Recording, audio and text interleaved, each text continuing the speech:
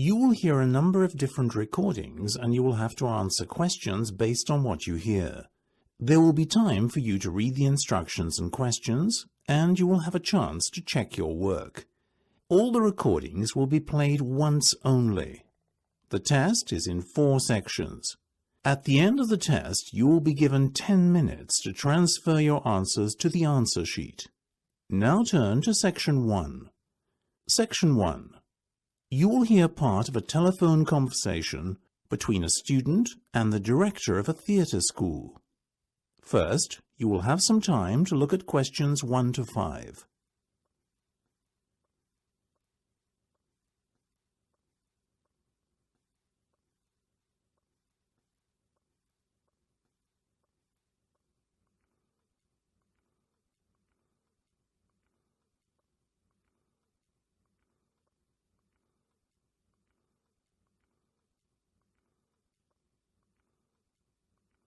You will see that there is an example that has been done for you. On this occasion only, the conversation relating to this will be played first. And could you tell me a little bit about the history of the school? Of course. Rosemary Theatre School was established in 1924 and has gone from strength to strength since. It's now the largest school of its kind in the United Kingdom. The theatre was established in 1924, so you write 1924 in the space provided. You should answer the questions as you listen because you will not hear the recording a second time. Listen carefully and answer questions 1 to 5. And could you tell me a little bit about the history of the school? Of course. Rosemary Theatre School was established in 1924 and has gone from strength to strength since. It's now the largest school of its kind in the United Kingdom. I see. Yes, and did you know we were awarded His Majesty's Certificate of Excellence in 1950? That was perhaps our proudest moment. Very impressive. And in more recent times? Well, a lot has changed. I hardly recognise the school anymore from when I first became a teacher, almost 40 years ago. But those changes were absolutely necessary if the school was to remain at the cutting edge of performance arts. Didn't the theatre used to be located on Bridgeway? That's right, but then the Ambleside School of Dance merged with us and we moved to new buildings to accommodate the greater number of students we'd have to teach. Was it in 1975 when you became the largest performance arts school in the country? Yes, our school and its reputation grew and grew. Then, in 1993, another change was forced on us when our founder and school director for nearly 70 years, Rosemary Elizabeth English, passed away at the ripe old age of 103. Her dying wish was the school would one day be registered as a charitable trust. Did she get her wish? Of course. In 1998, the theatre officially became a not-for-profit organisation, and Rosemary's legacy was complete. Before listening to the rest of the conversation, you have some time to look at questions 6 to 10.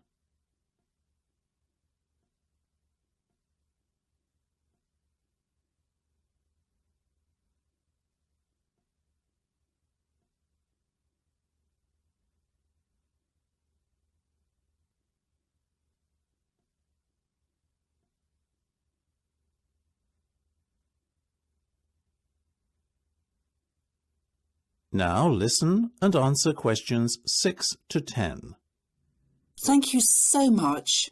This information is just what I need for my school project. Oh, glad to be of help, Maeve. You mentioned you were quite passionate about theatre and music yourself.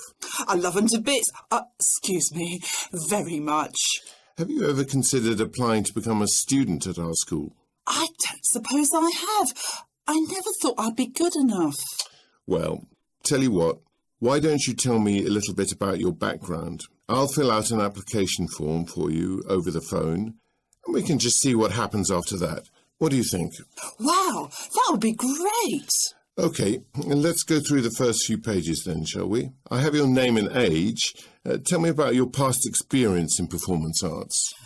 Well, I'm a member of my local drama club and have toured with it around the country.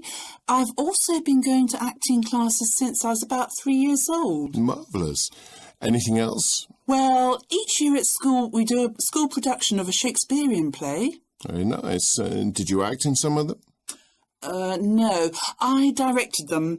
I did The Merchant of Venice, Macbeth, Hamlet, you know. Have you not acted at all then? Not recently.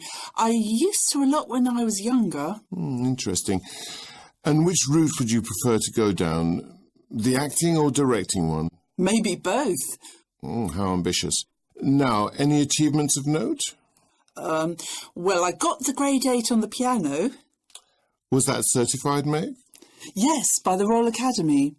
Great. Anything else? Well, yes, I did do a course in modern dance at Trinity, and I'm currently studying ballet at Chelmsford College. That's the end of section 1. You have half a minute to check your answers.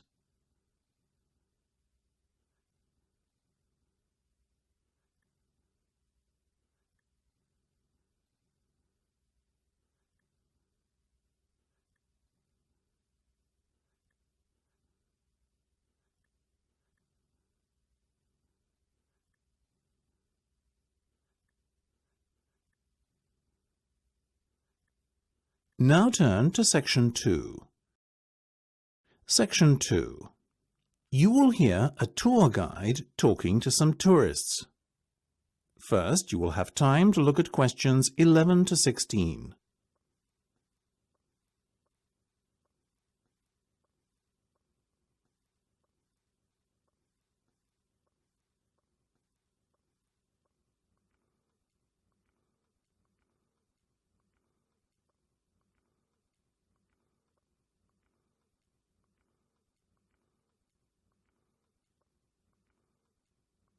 Now listen carefully and answer questions 11 to 16.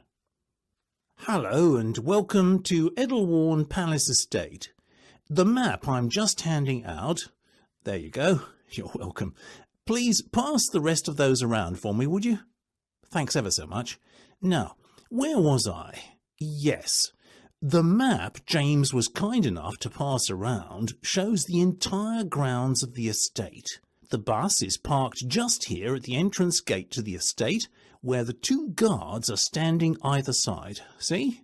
We'll make our way in on foot, as no public vehicles are allowed beyond this point. We're going to head straight up the main road towards the palace itself, and on our way there, we'll stop to have a look around the gallery, which is about halfway up. You see it there on your map, I'm sure. Then onwards to the palace, and we'll watch the changing of the guards. As the off-duty guardsmen make their way back to the residence of the guards, so too will we, by following the road just right of the palace on your map. The residence is on the corner, just before you come to the maze. We're privileged in that the guards have kindly opened up their doors to us so we can get an insight into how they live. After we spend about half an hour there, it's off to the maze we go, where we might spend a good deal longer. Well, where some of us might anyway. Opposite the maze, on the other side of the road, down a lane leading off the main road, is a delightful animal sanctuary. Oh, I do beg your pardon.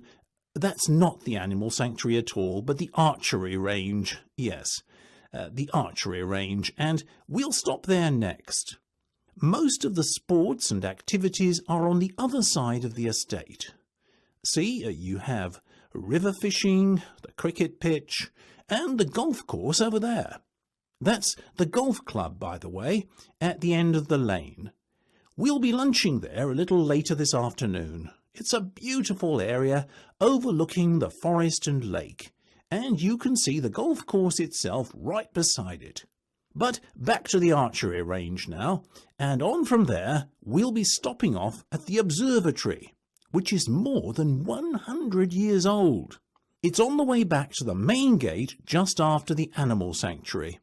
Yes, there's the animal sanctuary and the birds of prey exhibit, which is unfortunately closed at present. We might take in the animal sanctuary after lunch if we've time, but I think we'll avoid the petting zoo, which is up that lane towards where the deer graze. Now, On our way to lunch at the golf club, we'll cross over the main road to the opposite side to the observatory and visit the botanical gardens. I think you'll agree that by lunchtime we'll certainly have worked up a hunger. Don't worry, it's only a short walk from the botanic gardens up the lane to the golf club. No more than 5 minutes, I'd say. Before you hear the rest of the discussion, you have some time to look at questions 17 to 20.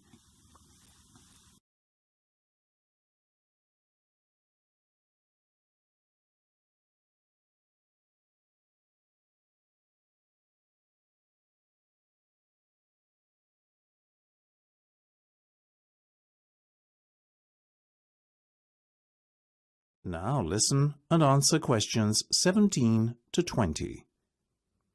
Now, after lunch, you'll have a choice of activities. Should you want to play golf, there's the 9-hole par 3 course, which is good for intermediate players who have some experience. But I strongly recommend the pitch and putt course for the complete novices among you. If golf isn't your cup of tea, you could partake in a game of cricket. Designed for people of all fitness and ability levels, our cricket matches are all about fun and having a good time. Please don't take it too seriously. I guarantee first-timers will love it. For those of you who just want to relax and let the world pass you by, you can come fly fishing with our expert fisherman John, though only if you have been fishing before. And depending on how long we spend doing activities, as I said before, we may or may not have time to visit the animal sanctuary after lunch too. For those of you who are less than keen on sports, however, and determined to see the animals, you can go there straight away and spend the afternoon in the company of some furry friends. Your final alternative is a cruise on the lake. The boat takes you on a journey all around the circumference and then back to the northeastern side, where you can don your togs and take a dip in a specially heated section designed to make swimming there as pleasant and relaxing an experience as possible for you. That's the end of section 2. You have half a minute to check your answers.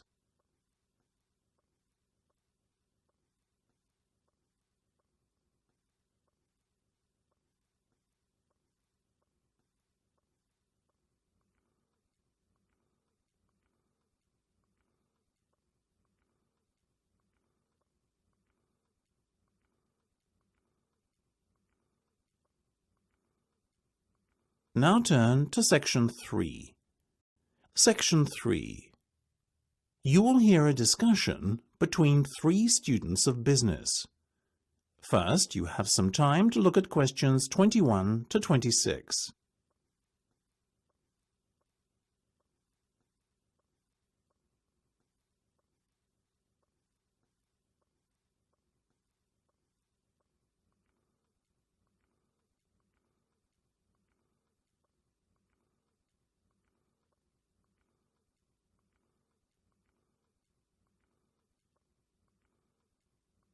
Now listen carefully and answer questions 21 to 26.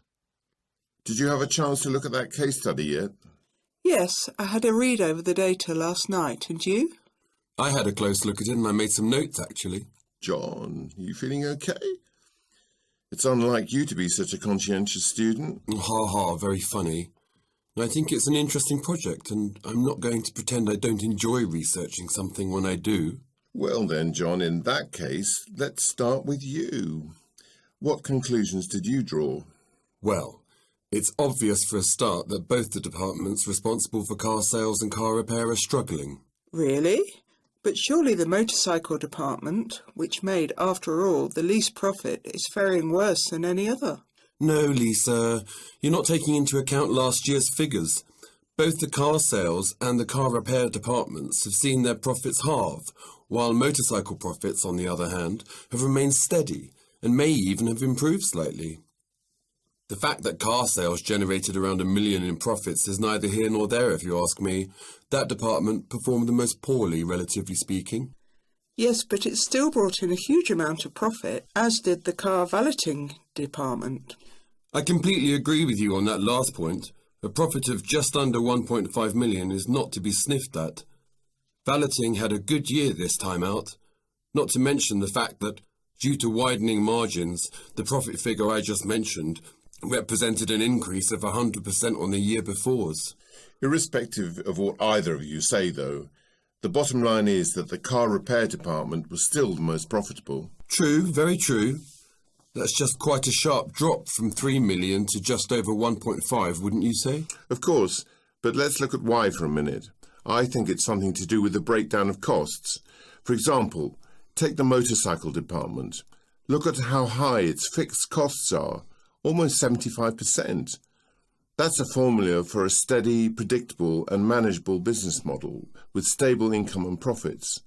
On the other hand, car repair had huge variable costs and relatively low fixed costs, accounting for only about 25% of its total costs incurred. And that's a recipe for unpredictability, which explains the dramatic fall in profits.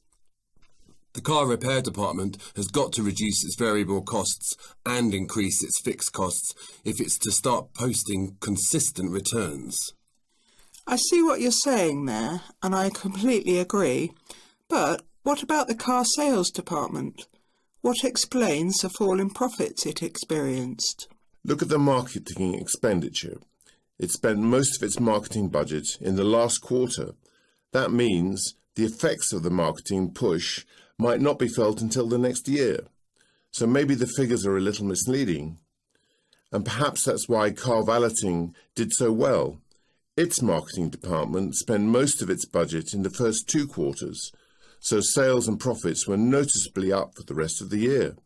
The question is, will car valeting continue to perform so well into the new year? Before you hear the rest of the discussion, you have some time to look at questions 27 to 30.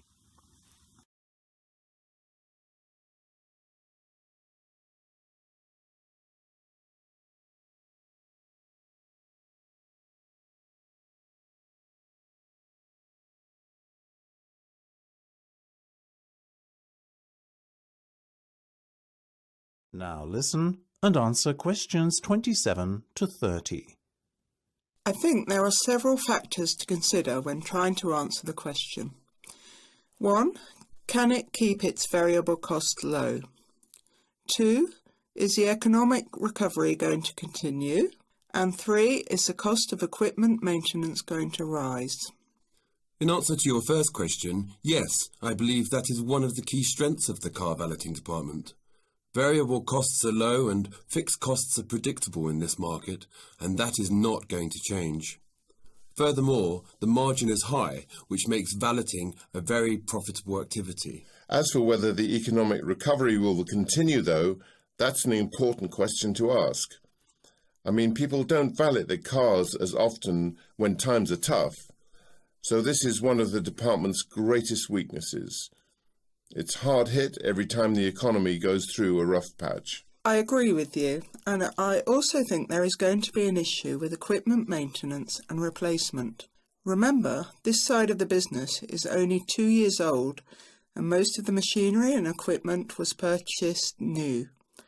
That means there were unlikely to be large repair and maintenance bills for the first while, but as the machinery gets older, these costs are only going to increase. I think car valeting will struggle to be as profitable next year for that reason. Another question to ask is what to do with the profits. Should the company reward its shareholders or reinvest? I think the profits should be ploughed back into the company to help it continue to grow. I would invest in the motorcycle department, as the company hasn't established itself in this market yet. Agreed. Yes, but it shouldn't put all its eggs in one basket. So where else do you suggest the investment should go? I would expand the car valeting business. The margins are so high that there is the potential to generate huge profits there. It's a no-brainer for me. I can see your point. The car sales and car repair department don't need as much support as they are already well established. I'll say this, though. The company had better give its shareholders a return on their investment next year, though. Otherwise, they will start to question the wisdom of purchasing shares.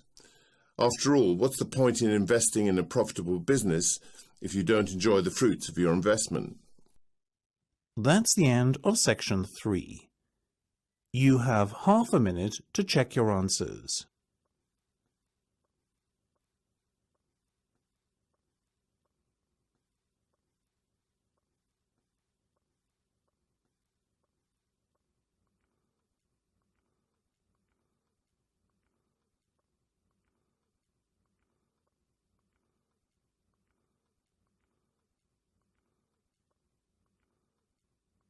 Now turn to section 4.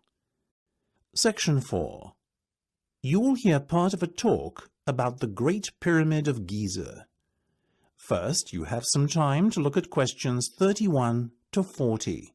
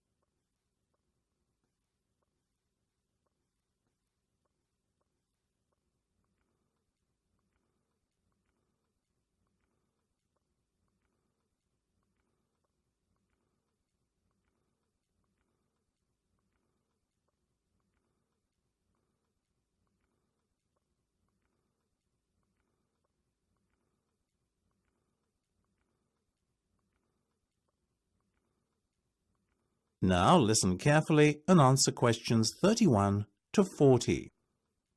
Thank you for coming along today. Archaeology has been my life's work, and it is an honor to be able to share that which I love with the wider public, and to hopefully instill a similar passion in some of you here today, and who knows, maybe inspire the next generation of archaeologists. Now, if you have researched my background, you will know that for most of my career I have worked in Egypt. So, unsurprisingly, it is a little bit of Egyptian magic that I want to share with you today. Look at the screen above me here. What you see is one of the most awe-inspiring sights in the world. It is, of course, the Great Pyramid of Giza, or at least a diagram thereof.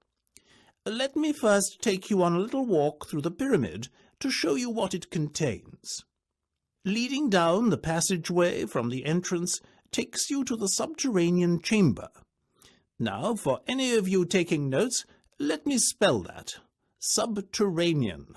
S-U-B-T-E-R-R-A-N-E-A-N. Spelling has always been a weakness of mine, too, so never mind. Now, no one really knows what this was meant to be, but some speculate that the king may have originally built this burial tomb here and then changed his mind. If we wander back up towards the entranceway and then take 2 lefts, we find ourselves in another chamber, almost directly above the subterranean one.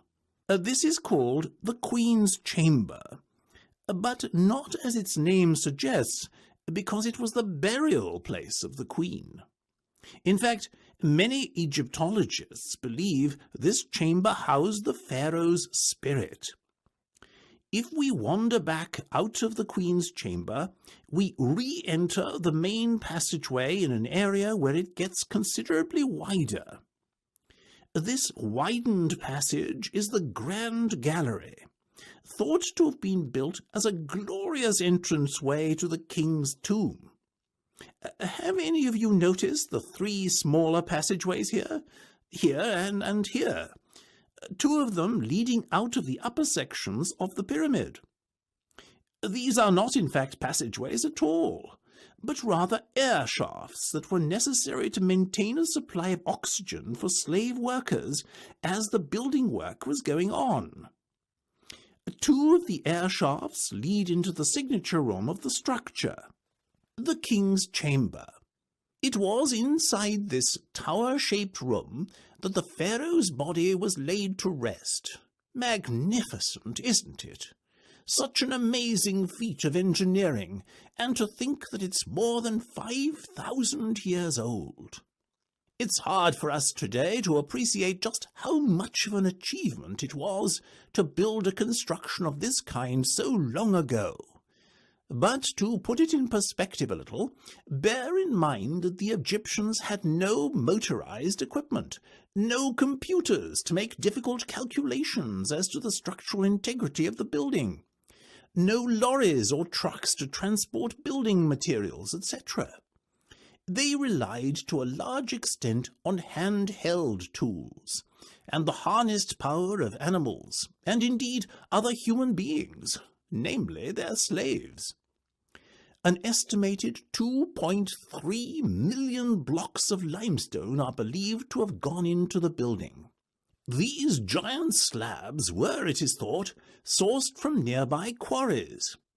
Some of the Tura limestone used had to be transported across the Nile, but getting the limestone to the building site was a piece of cake compared to the task of transporting the estimated 80-ton granite slabs used in the king's chamber there. After all, these came from the town of Aswan, some 500 miles away. In total, it is believed that 8,000 tons of granite from Aswan, 5.5 million tons of limestone, and 500,000 tons of mortar were used in the construction. The ingenuity of the ancient Egyptians was demonstrated time and time again. In response to the challenge of having to somehow cut the giant slabs of limestone and granite, the Egyptians devised a novel method which involved